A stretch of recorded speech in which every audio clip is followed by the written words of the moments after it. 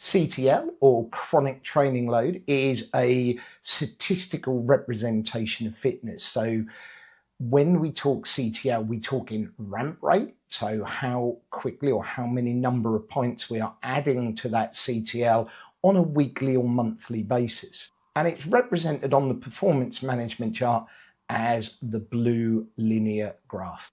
ATL, or acute training load, in this case it is the purple line graph that you can see on the performance management chart, and this is badged as fatigue. Now, slight proviso with that labeling is it's being used in a clinical sense of how much fatigue the athlete is exposed to, not necessarily how fatigued they're feeling, although the more load, likely the more fatigued that athlete will be. So there will certainly be a correlation between that, but it's looking at acute training load. So it's the amount of load that that athlete is currently under.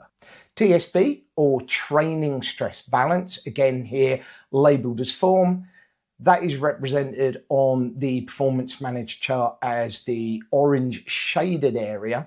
And form is an important one. What form is indicating to us is how that athlete has adapted to that training load.